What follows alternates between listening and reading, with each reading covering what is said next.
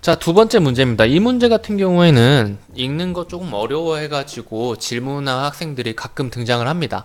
보시면은 기억에 대한 설명이니까 민법 부분이 있죠. 안 읽고 풀어도 되지만 저는 읽고 풀어볼게요. 민법이 있고요. 그리고 민법에 대해서 설명을 하고요. 반면 형법이라고 하니까 여기서부터 형법이니까 민법은 여기서부터 여기까지 읽어주면 되겠고요. 여기서 이렇게 읽으면서 맞춰주면서 봐도 되고 뭐 어찌된 이렇게 보면서 맞춰줘도 되고 길이가 짧지 않으니까 앞에 9번 문제랑 좀 비슷한 느낌이죠.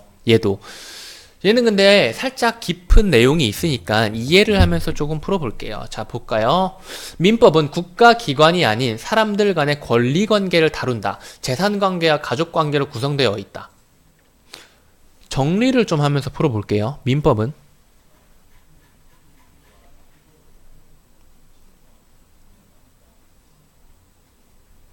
사이간자가 한자로 뭐였더라? 뭐 아무튼 간에 사람 간에 권리관계를 다룹니다. 재산관계와 가족관계로 구성되어 있대. 이것까지는 굳이 쓸 필요 없겠죠. 근대사회에서 형성된 민법의 원칙은 오늘날까지 중요하게 여겨지고 있다. 중요 원칙이 뭘까요? 하나는, 그리고 두 개, 그리고 그런데 원칙이 두 개 정도가 지금 제시가 되어 있어요. 뭐죠?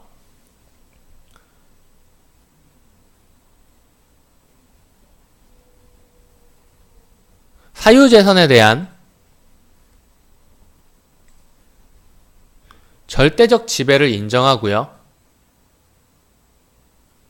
그리고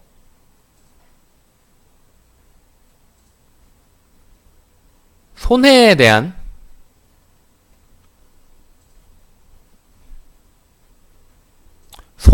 책임은, 이건 쓰시는 게 좋습니다. 손해에 대한 책임은 어떻다고요? 위법 앤드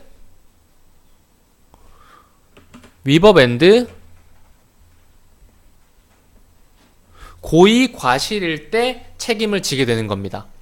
다 쓰셨죠? 근데 이 원칙들은 경제적 강자가 경제적 약자를 지배하는 수단으로 악용되기도 했습니다. 어찌됐건 그랬대요. 그래서 20세기에 들면서 제한이 생겼는데요. 그 결과 개인의 사유재산에 대한 지배는 여전히 보장이 됩니다. 근데 공공복리에 적합하도록 행사, 여기서 하나를 더 추가를 할게요.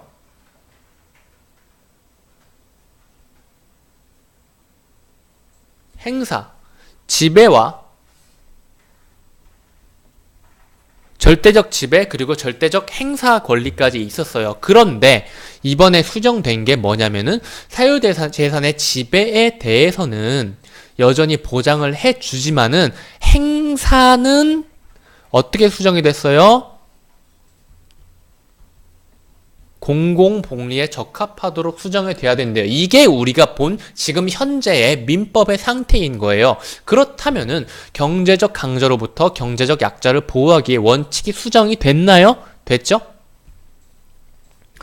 2번 국가기관이 아닌 사람들 간의 권리관계 맞나요?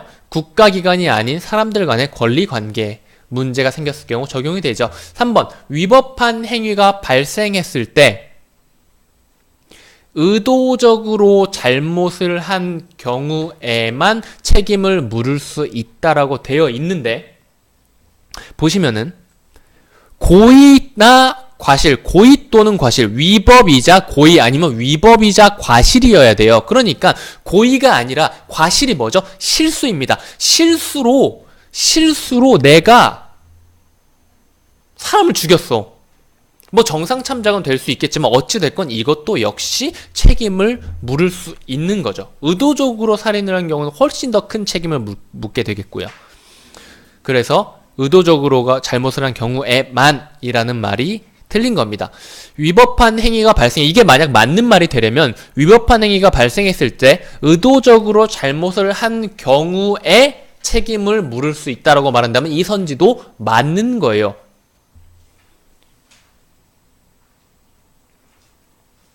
고의나 과실이라고 두 가지를 제한을 줬기 때문에 고의로만 한정을 한다면은 틀리게 되는 겁니다. 그래서 3번이 답인 겁니다. 4번, 20세기에 들면서 공공복리에 적합하지 않을 경우 개인의 재산권 행사를 제한할 수 있게 됐다. 여기서 수정한 게 그대로 나오죠. 5번, 개인이 재산을 사용하는 것에 대해 국가나 타인이 간섭하지 못한다는 원칙이 근대 사회에서 형성되었다.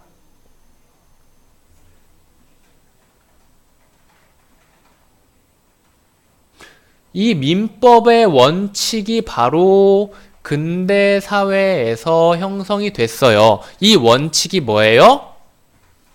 사유재산의 절대적 지배입니다. 형성이 되었네요. 하지만 나중에 수정이 되긴 했죠. 사용하는 것에 대해서 공공복리에 적합하게 사용해야 된다고. 하지만 어찌됐건 근대사회에 형성된 것은 절대적 지배 행사인 겁니다. 그래서 5번도 맞는 말이고요. 문제는 여기까지 하겠습니다. 결국 1번 문제랑 2번 문제, 그러니까 9번 문제랑 10번 문제는 둘 다 비슷한 길이의 한 문단에서 나온 문제죠. 이런 식으로 두 문제가 연속으로 나온다면은 순서가 순차적으로 구성이 된다면 실제로 지문의 절반을 앞 두 문제를 풀면서 이해하면서 독해할 수 있는 거예요. 문제를 풀면서 두 문제 이미 풀렸고요. 이런 구조가 가장 쉬운 구조입니다. 뭔 말인지 아시겠죠?